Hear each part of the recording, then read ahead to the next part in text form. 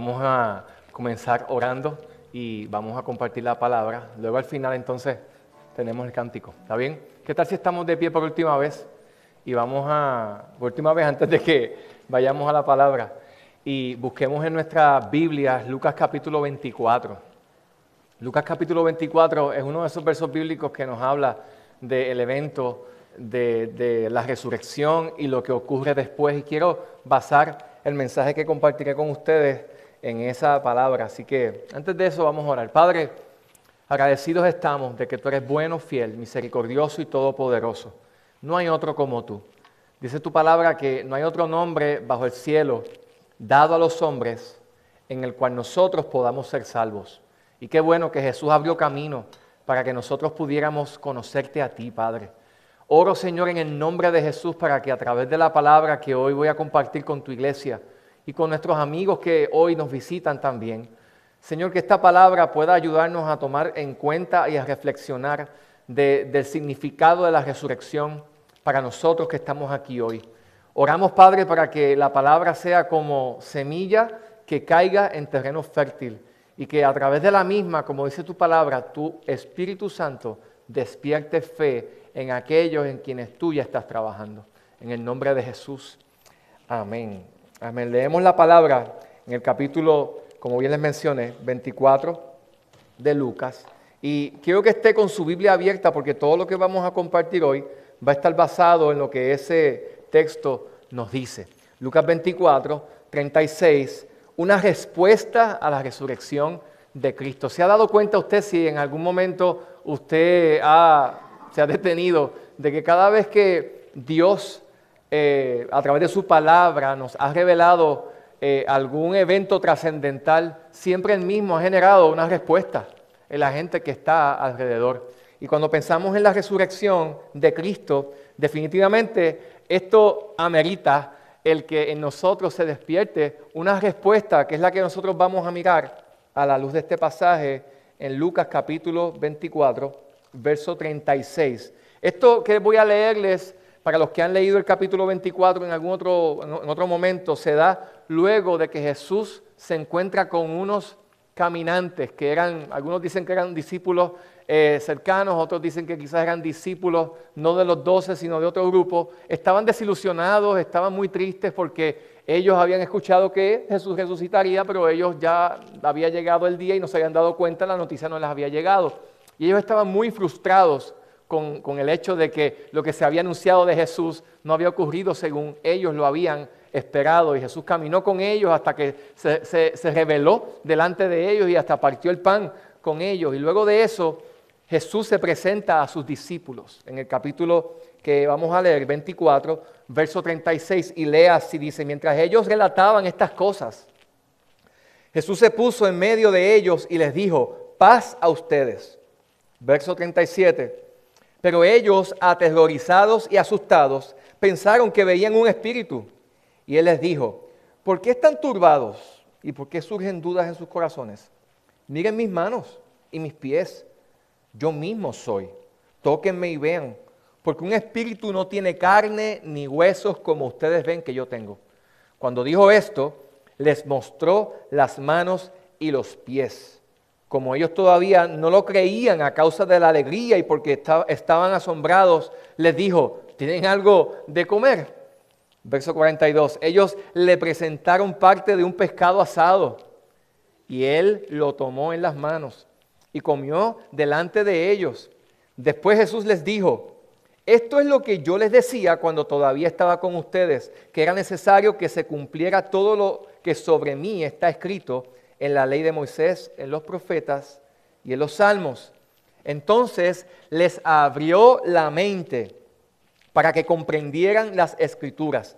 Y les dijo: así está escrito, que el Cristo padecerá y resucitará de entre los muertos y al tercer día. Y de entre los muertos al tercer día, y que en su nombre se predicará el arrepentimiento para el perdón de los pecados a todas las naciones, comenzando desde Jerusalén. Ustedes son testigos de estas cosas. Y finalmente en 49 nos dice: por tanto, yo enviaré sobre ustedes la promesa de mi Padre, pero ustedes permanezcan en la ciudad hasta que sean investidos con poder de lo alto. Aleluya. Bendita sea la palabra de Dios. Tome su asiento. Fíjense, mis queridos hermanos, que el relato de la resurrección de Cristo históricamente ha generado respuestas divididas. Yo sé que ustedes estarán de acuerdo conmigo al escuchar esa premisa. Del lado, por ejemplo, de los escépticos, de los que dudan, ellos cuestionan que en efecto Jesús haya resucitado. Y para que usted tenga una idea, si no lo sabía, religiones como el Islam, por ejemplo, niegan que Jesús murió y resucitó. Y de hecho, también otras religiones como los testigos de Jehová, ellos sí creen que Jesús resucitó, pero no en carne, sino como un espíritu viviente. Y estas son cosas que de momento nosotros escuchamos que se afirman acerca de la resurrección de Jesús. Y por supuesto, no queda afuera la ciencia y los estudiosos que se dedican a esos asuntos y obviamente dudan de la posibilidad de que Jesús haya resucitado. ¿Por qué? Porque eso es imposible probarlo naturalmente por las leyes naturales de la ciencia. Sin embargo, para nosotros, para la fe cristiana, la resurrección, mis queridos hermanos, es la base. Escuche bien, es la base. No es un milagro más de entre muchos, sino es la base sobre la cual se sostiene o se cae la fe cristiana. Sin resurrección no hay fe cristiana. Sin resurrección, la fe cristiana se convierte en un cuento de camino. Por cuanto la resurrección fue algo real, definitivamente lo que hemos creído no es un cuento de camino. El milagro supremo, dicen los que se dedican a estudiar estas cosas relacionadas a la fe, dicen que el milagro supremo de la fe cristiana es la resurrección. Y obviamente cuando nosotros miramos todos los versos bíblicos que hacen referencia a este evento, hay distintas ópticas y distintos puntos que cada uno de los evangelistas en los 4 evangelios relata acerca de este evento tan importante. Pero quiero que obviamente, como lo hemos leído en Lucas, nos enfoquemos en el relato de Lucas, porque, amados, la resurrección nos presenta puntos importantes que no nada más nosotros debemos pensarlos en relación a un evento histórico, sino que tienen mucho sentido para nosotros hoy en día. Tienen mucho sentido para aquellos que hemos creído y aún para aquellos que se niegan a creer. Porque el que tú te niegues a creer en la resurrección y el que tú te resistas a rendir tu vida a Cristo, sabiendo de que una de las cosas que quizás en mayor necedad se puede mostrar es negar lo que evidentemente es indudable. La resurrección de Cristo nos presenta varias cosas y te las quiero presentar rápidamente para luego desafiarte en el nombre de Jesús a través de lo que la palabra nos enseña.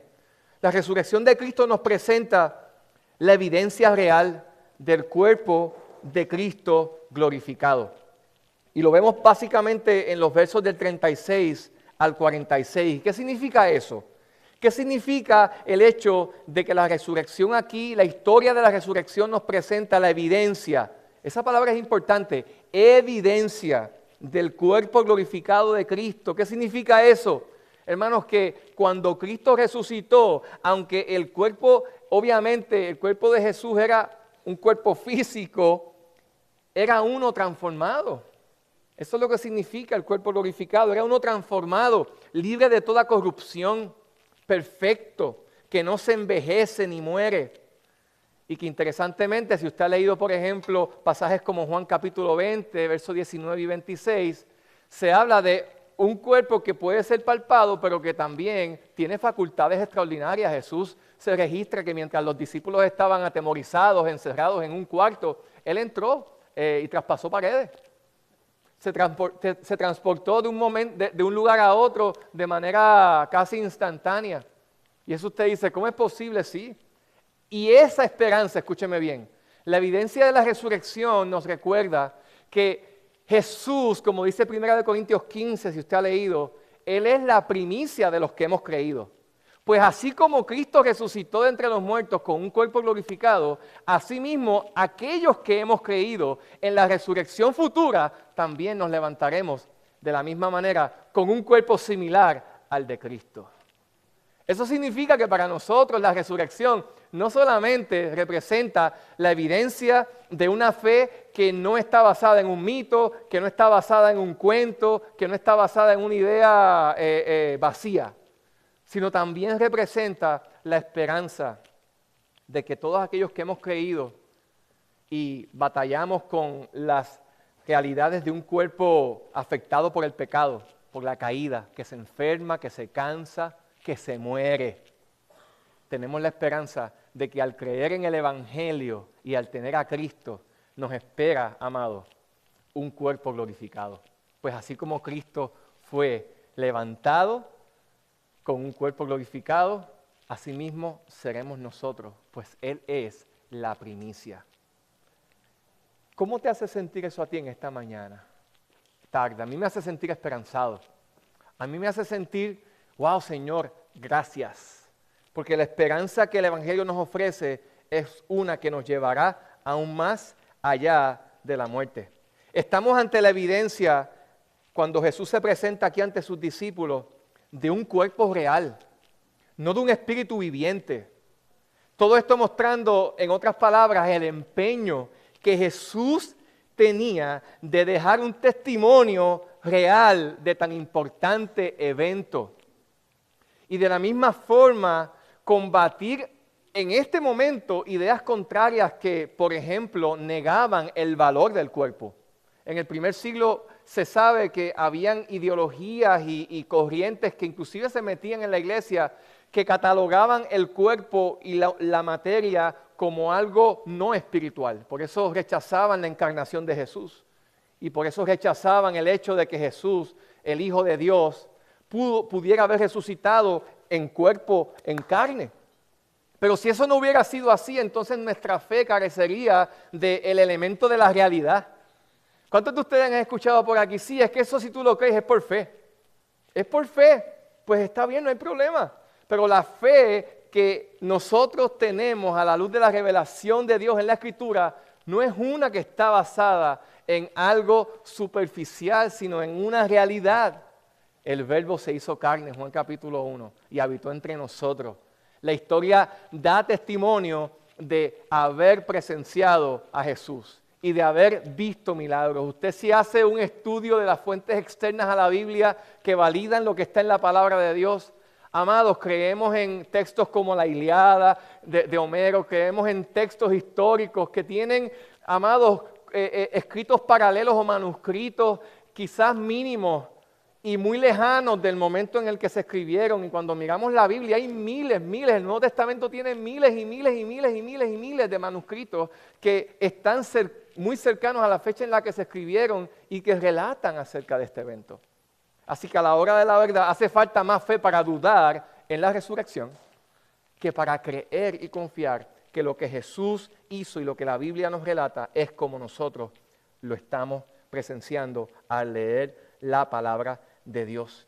Fíjense que cuando Jesús se presenta aquí a los discípulos, lo vemos en los primeros versos que leímos, se presentó en cuerpo presente, palpable. Mira el verso 38, cuando Jesús les dice, ¿por qué están turbados y por qué surgen dudas en sus corazones? Miren mis manos, tóquenme.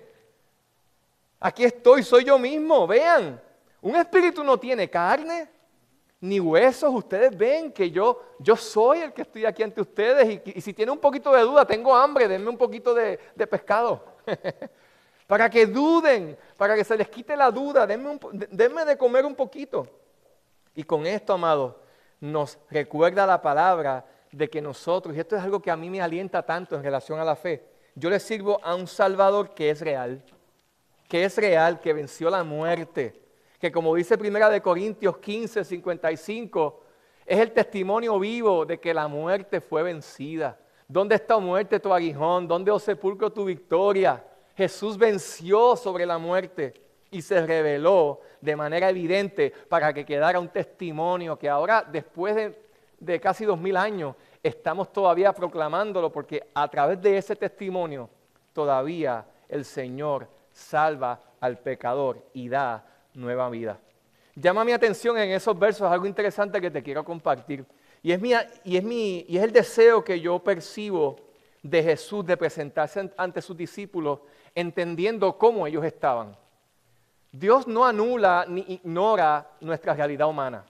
Y es por eso que Él, sin tener que hacerlo, porque déjenme decirle que en mi opinión, yo pienso que Jesús no tenía que hacer lo que hizo, ni insistir. Miren, aquí estoy, pálpenme, vean, yo soy. Él no tenía que hacer eso. Él pudo haberles dicho, bueno, ya yo les he dado a ustedes razones para que crean. Si ustedes no creen, allá ustedes. Resuélvanse como puedan. Verán mientras esté 40 días entre ustedes y ahí ustedes deciden si creen o no. Pero vemos el deseo de Jesús, el empeño de Jesús en acercarse a estos discípulos llenos de duda con la intención de afirmarles en la fe y en su fragilidad, decirles aquí yo estoy, tóquenme, yo soy.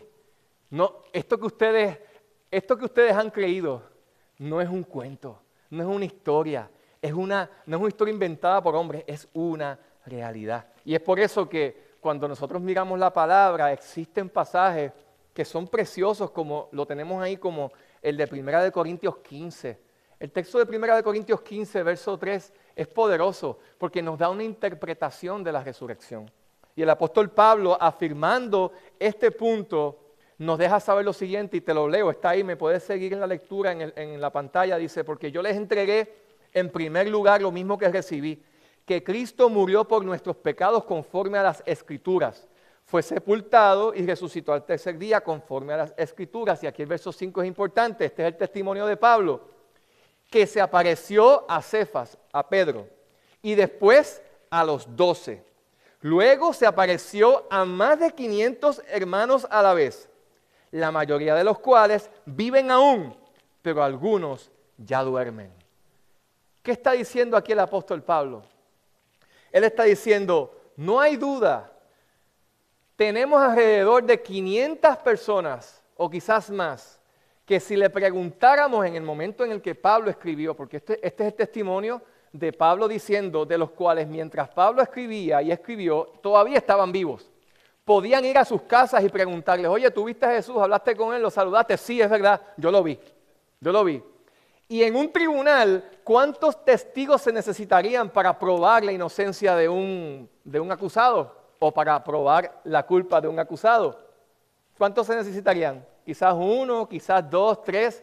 Pero ¿qué tal si para poder probar un caso un abogado dice, hey juez, te tengo 500 testigos que afirman acerca de esto? ¿Qué va a hacer el juez? Imagínate, no hay duda de que eso se pueda poner en duda. Y en esas instancias, eso es lo que nosotros aquí con lo que nos estamos encontrando. Jesús quiso asegurarse de que aunque sí, la experiencia cristiana es una experiencia de fe. ¿Cuántos dicen amén? Creemos no por lo que vemos. Esto no es por vista, es por fe. Sin embargo, Dios nos ha dado elementos de base para que nosotros sepamos que aunque creemos por fe, nuestra fe está basada en una realidad. De hecho, la verdad, el concepto verdad está muy, muy relacionado al concepto realidad. ¿Okay? Aquello que es real es verdad.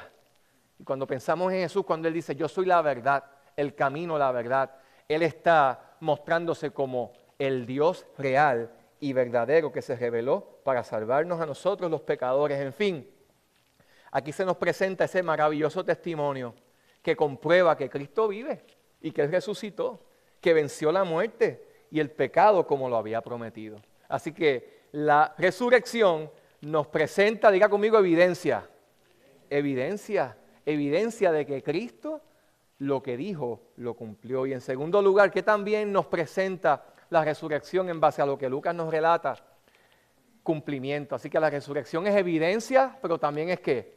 Cumplimiento. Cumplimiento de lo declarado en las Escrituras. Y cuando hablo de las Escrituras me estoy refiriendo al Antiguo Testamento, la composición de la ley, los profetas, los salmos.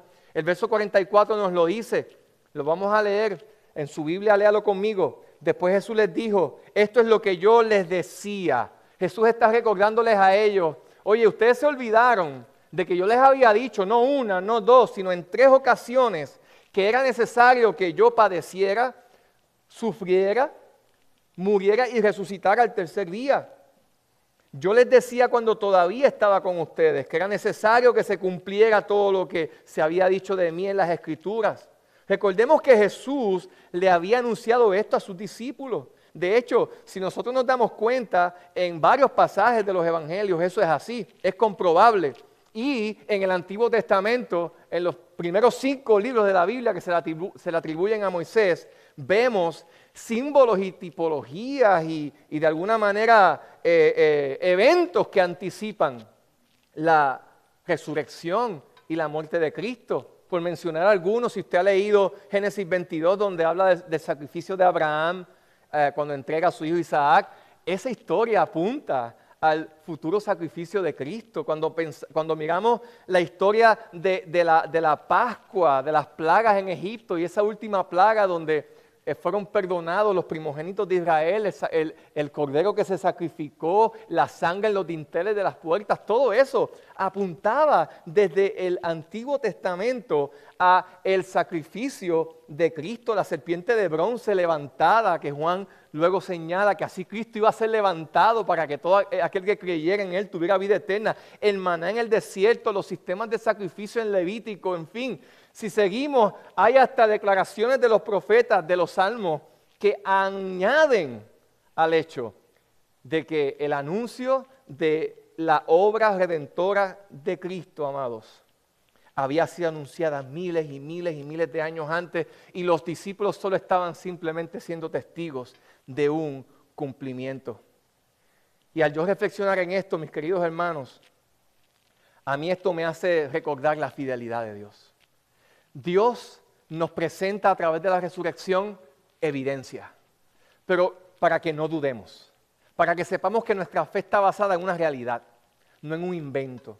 Pero también la resurrección nos recuerda que nosotros le servimos a un Dios que cumple sus promesas, a un Dios que es fiel, a un Dios que no miente, a un Dios que su promesa de redención de una manera clara y directa es el hilo que une toda la revelación desde Génesis hasta Apocalipsis. Si usted quisiera poder ponerle un tema a toda la Biblia, se podría llamar la historia de Dios redimiendo al hombre para que no se pierda eternamente.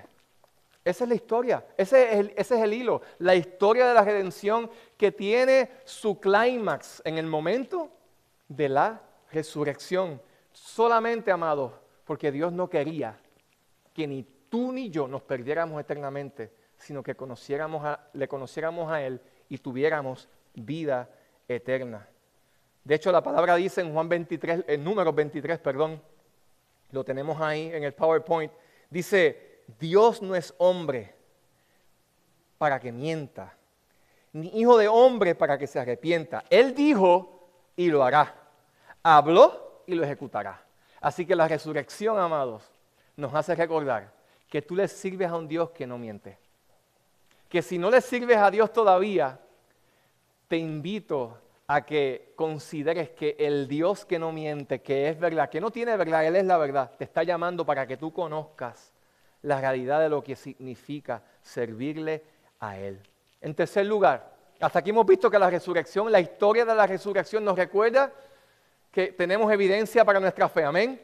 Pero también le servimos a un Dios que cumple. Y en tercer lugar, a la luz de lo que Lucas aquí nos relata en el verso 45 de ese pasaje que leímos, la resurrección nos presenta la oportunidad gloriosa de comprender las Escrituras, es decir, la palabra de Dios. Sin la resurrección no sería posible, la palabra nos lo revela, que nosotros pudiéramos tener una comprensión correcta y centrada de quién es Dios. No pudiéramos comprender, porque mucha gente murió en la cruz como Jesús murió. Era la manera en la que los criminales sufrían la pena por sus delitos, así que era normal. Pero solo uno resucitó, de la manera en la que nosotros lo vemos aquí. Solo uno venció la muerte, la tumba no lo pudo retener.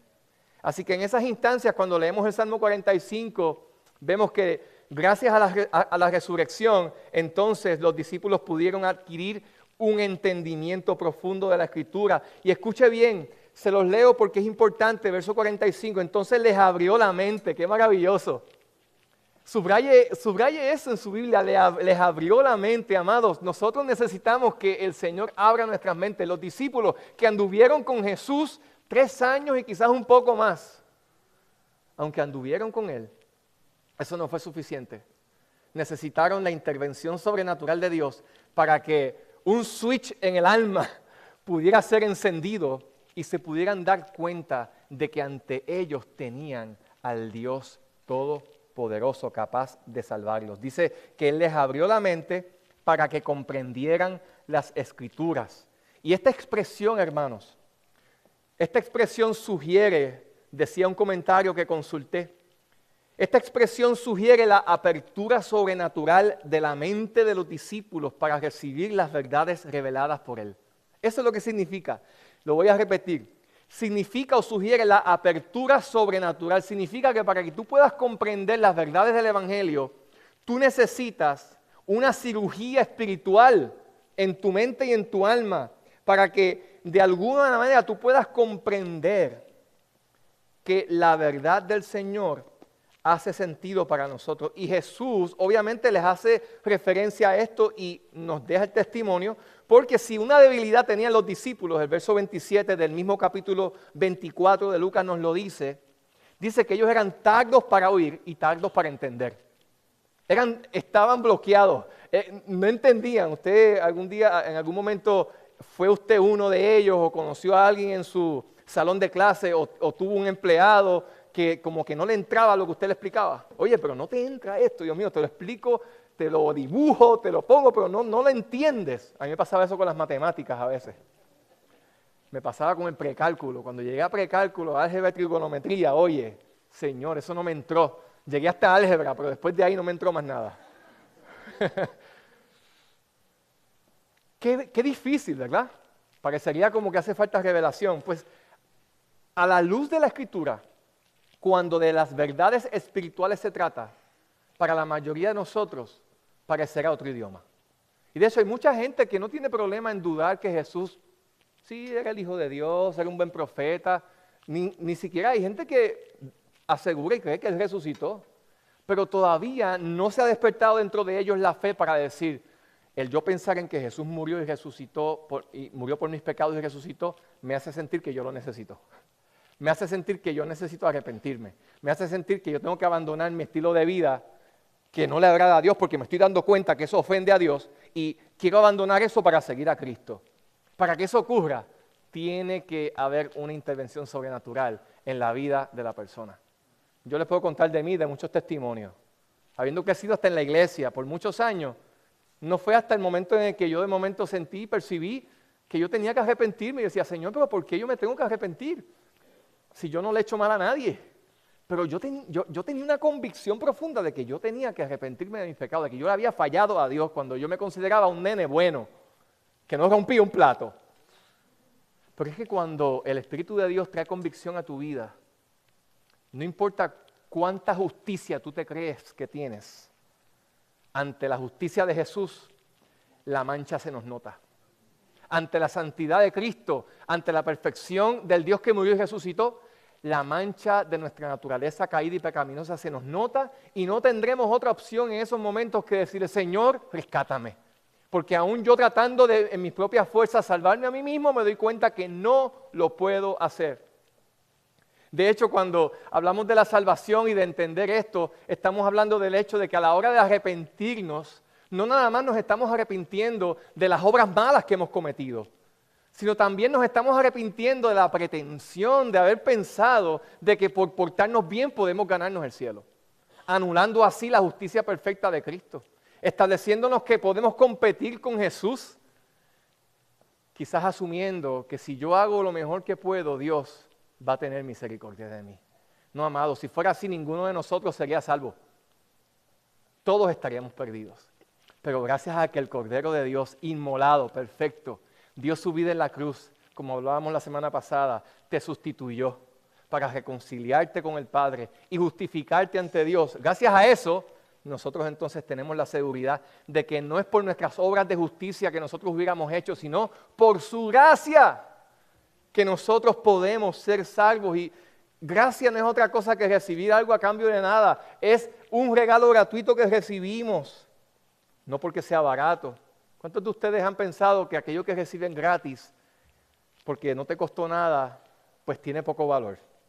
Hay gente que cree eso. Como no te costó, pues entonces tú piensas, pues eso no es tan caro. No, amado, no hay nada, no existe nada gratis en este mundo. Nada, nada. Escucha bien, nada es gratis. Para todo alguien tuvo que haber pagado. Y la salvación no es menos. Y no nada más la salvación, sino la provisión diaria de la gracia de Dios para que tú puedas vivir la vida cristiana, viene de Él. Es más, aún si no eres creyente, la gracia común que dicen por ahí, que está disponible para buenos y malos, el sol que sale cada mañana, el alimento que tú disfrutas cada mañana, la tierra produciendo lo necesario, el techo que tienes, todo lo bueno que dice la Escritura que tú tienes viene de Dios. Aun cuando ni siquiera te das cuenta, es una manifestación de cómo, aún sin tú merecerlo, Dios te sigue amando, aun cuando posiblemente le niegas, aun cuando posiblemente ni decides seguirle, porque Él te ama. Él te ama. Y si no es de una, de otra, te lo va a mostrar. Fíjense si este punto es importante, que Juan capítulo 2, verso 22 nos dice, fíjense el poder que tuvo la resurrección y lo que implica para nosotros. Capítulo 2, verso 22 dice, por eso cuando resucitó de los muertos, sus discípulos se acordaron de que había dicho estas cosas y creyeron en la Escritura y en la palabra que Jesús les había hablado. Fíjense cómo Jesús, la respuesta que obtuvo de sus discípulos antes y después de la resurrección fue totalmente diferente. Piensen en Pedro. Pedro antes de la resurrección, ¿qué hizo? Negó a Jesús. Después de la resurrección se convirtió en el pilar de la iglesia. Pensemos en muchos otros hermanos en la Escritura, los hermanos de Jesús, Jacobo y Judas. Tenemos epístolas que ellos escribieron. La epístola de Santiago fue escrita por el medio hermano de Jesús y la de Judas también. El que se ahorcó no escribió nada, por si acaso. Judas escribió, el medio hermano de Jesús, también una carta antes de Apocalipsis. Amados, no creían en Jesús. No creyeron, pero cuando le vieron resucitar dijeron, de verdad este es el Hijo de Dios. De verdad este es el Hijo de Dios. Por lo tanto, esta realidad apunta, amados, al hecho de que si Dios no interviene, es imposible. De hecho, 1 Corintios, que no está ahí, nos recuerda que el hombre natural, nosotros naturalmente hablando, no acepta las cosas del Espíritu. No las acepta porque para la persona que no ha recibido revelación de Dios, las cosas espirituales son una necedad. En el original esa palabra necedad es la que se utiliza para sustraer el concepto morón. ¿Sabes que la palabra morón es bien ofensiva? Oye, es medio morón ese muchacho. Es una manera despectiva, peyorativa de referirse a una persona ignorante. Pues sabes que en el original la palabra necedad aquí habla de eso. Significa que para el que no cree es peyorativo. Es peyorativo el que nosotros creamos en Jesús. Es como, pero ¿cómo tú crees? ¿Cómo tú puedes ser tan ignorante en creer que un carpintero de Nazaret es el Hijo de Dios? ¿Cómo tú creer que Él te puede salvar? Eso es de personas necias. Eso es de personas que no tienen materia prima en su cerebro. Nos damos cuenta, amados, de que para creer en el Evangelio no se necesita inteligencia. Se necesita fe. Se necesita fe, hermanos. Y de hecho, 1 Corintios también nos recuerda que Dios se place en escoger lo vil y menospreciado. Lo ignorante, lo que el mundo considera ignorante. De hecho, los discípulos, amados, no eran ni representaban la casta elevada de la época. Jesús no escogió religiosos fariseos que conocían las Escrituras al dedillo para decir, yo necesito discípulos como estos, que se sepan la Biblia, que se sepan la palabra, que conozcan. No, no, no. Él escogió un terrorista, escogió un cobrador de impuestos, escogió pescadores y así sucesivamente para glorificarse a través de ellos. Así que si hoy tú crees, si hoy tú estás aquí, tú dices, wow, yo creí, Dios me dio la gracia para creer, dale gracias al Señor, porque tú no lo merecías. Y si Él no hubiera intervenido, no hubieras podido ser capaz de creer. Significa esto, mis amados, que sin la gracia de Dios, y con esto quiero enfatizar claramente, sin la gracia de Dios en Cristo, alumbrando y despertando nuestros sentidos espirituales, será imposible que logremos interpretar correctamente las cosas de Dios y aún nuestra propia realidad. Por eso Pablo oraba en Efesios: Señor, abre el entendimiento a estos creyentes. Él les escribía a los Efesios y les decía en el capítulo 1, verso 17, mi oración es que los ojos de su corazón, de su entendimiento, sean alumbrados para que ustedes puedan comprender las riquezas que tienen ante sí y puedan entender ese poder que obró cuando Cristo resucitó entre los muertos y los sentó a la diestra de Dios. Yo quiero que ustedes puedan comprender el gran poder de Dios para aquellos que han creído. Poder que te da sostén en los momentos de prueba. Poder que te da victoria en la tentación. Poder que te da la capacidad para tú decir: Señor, te voy a obedecer aunque no me hace sentido lo que me pides. Amados, de eso es lo que estamos hablando. El poder que resucitó a Cristo entre los muertos, disponible para nosotros, para que podamos vivir en un mundo caído mientras esperamos que Cristo venga por nosotros. Piensa en todos los problemas que tú estás enfrentando. Piensa en tus problemas económicos, familiares, personales, tus luchas con debilidades de pecado. Piensa en tu depresión, en tu ansiedad, piensa en lo que sea. La resurrección nos dice: hay victoria y esperanza para ti. Porque el Dios que resucitó de entre los muertos, si Él ese poder lo tiene disponible para nosotros, ¿cómo yo no apropiarme de Él? ¿Cómo yo no apropiarme de Él? Sería como andar en bicicleta cuando tengo una camioneta en el garaje, que me puede llevar más rápido. Amén. Pero insisto, caminar en bicicleta. No, Dios tiene para ti algo mejor. ¿Qué representa, amados, la resurrección, o qué nos ilustra aquí Lucas en relación a la resurrección? Todavía tengo media hora más que me queda aquí, o una hora. No, mentira. Claridad para la misión. Verso 47. Representa, amados, ¿qué? Número 1, evidencia. Número 2, cumplimiento. Número 3, la oportunidad de que podamos comprender la Escritura. Y número 4, claridad para la misión. Verso 47 nos lo dice. Dice: y que en su nombre se predicará el arrepentimiento para el perdón de pecados a todas las naciones, comenzando desde Jerusalén. Aquí Jesús les está diciendo y les está afirmando que gracias a la resurrección, ellos tienen una misión ahora.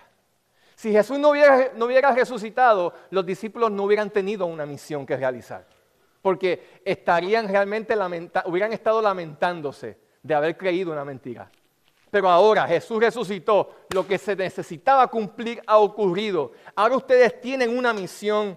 La resurrección le da sentido y propósito a nuestra misión como cristianos, como iglesia. Nos da poder también porque gracias a la resurrección tenemos acceso al poder del Espíritu Santo. Nos da claridad en cuanto a cuál es el objetivo de nuestro mensaje: llamar al arrepentimiento. ¿Sabes que el Evangelio sí es predicar del amor de Cristo? Pero el Evangelio, si tú escuchas y miras las primeras palabras declaradas cuando Jesús, después de haber sido bautizado y de haber pasado por el desierto y ser tentado y comenzó su reino, ¿cuál fue su predicación? Arrepentíos porque el reino de los cielos se ha acercado. En otras palabras, les estaba diciendo: hey, es hora de cambiar, es hora de abandonar la vida vana, es hora de un cambio de dirección. Hermanos, el Evangelio y la resurrección nos recuerda que si deseamos agradar a Dios, se requiere que entendamos que se nos está llamando a una vida nueva, a una nueva dirección, a un cambio, a un cambio de mentalidad. El arrepentimiento es eso, es cambio de perspectiva, cambio de mente. Y esa es la expresión máxima de la fe. La expresión máxima de la fe cristiana se manifiesta en arrepentimiento genuino. En otras palabras, la disposición de dar un giro de 180 grados. Y en esas instancias, hermanos, la resurrección, para efectos de la misión, le dio seguridad a sus discípulos. ¿Por qué? Porque estamos predicando un Mesías que cumplió lo que prometió. Oye, y qué bendición poder llevar a cabo una misión en la cual tú sabes que lo que estás proclamando está basado en la realidad. Primera de Corintios 15, 14 y 17 dice: y si no resucitó Jesús, vana es entonces nuestra predicación, vana sería nuestra fe. Los discípulos sabían eso. Jesús resucitó, nuestra predicación no será vana. Vivir la vida cristiana, proclamar el Evangelio, caminar para agradar a Dios, no es perder el tiempo. Al contrario, es la manera más justa, la manera más lógica de vivir. Si Cristo nos resucitó, verso 17, vuestra fe es vana y aún están en sus pecados. La resurrección finalmente también representa para nosotros, a la luz de este pasaje, la seguridad de la promesa del Espíritu Santo. Y la vemos ahí en el capítulo 24 que hemos leído, verso 49, donde Jesús le dice a sus discípulos: por tanto, yo enviaré sobre ustedes la promesa de mi Padre, pero ustedes permanezcan en la ciudad hasta que sean investidos con poder de lo alto. Así que, amados, la resurrección es maravillosa. Representa evidencia, representa cumplimiento, representa la oportunidad que tú puedas comprender la palabra.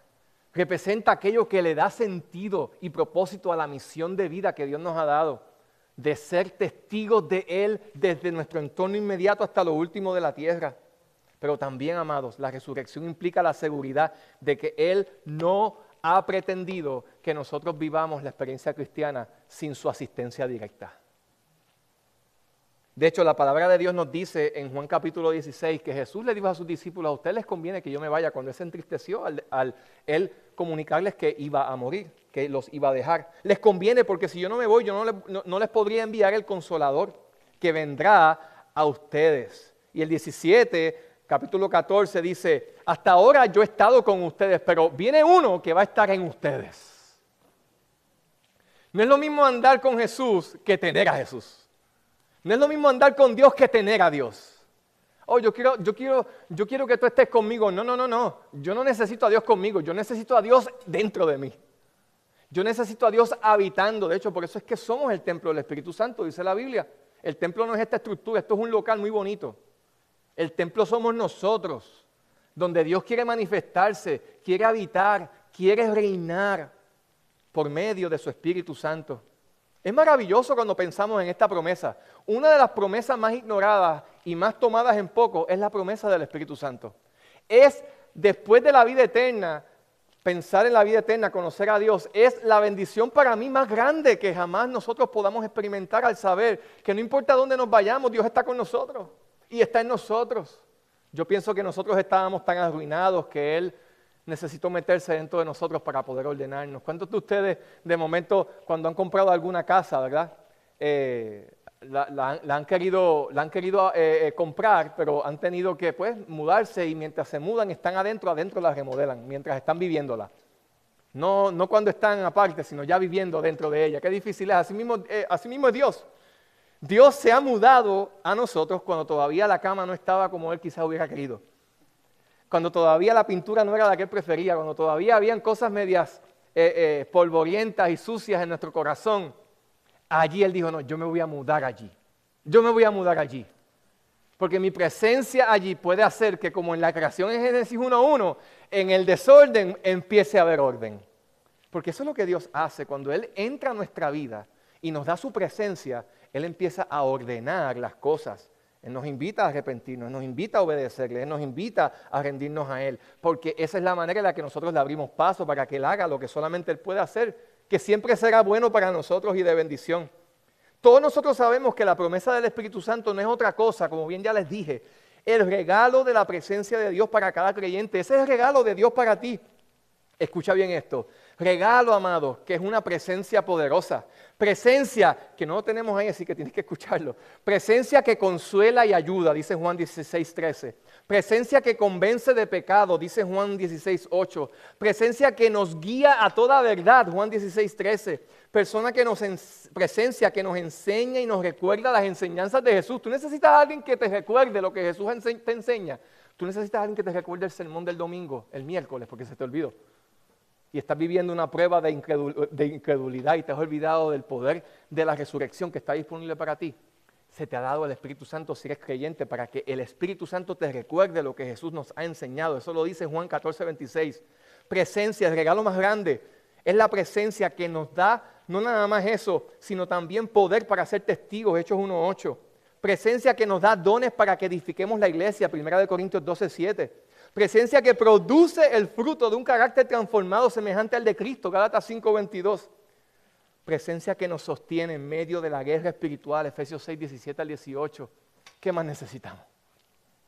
¿Qué más necesitamos? Piensa, esto es posible gracias a la resurrección.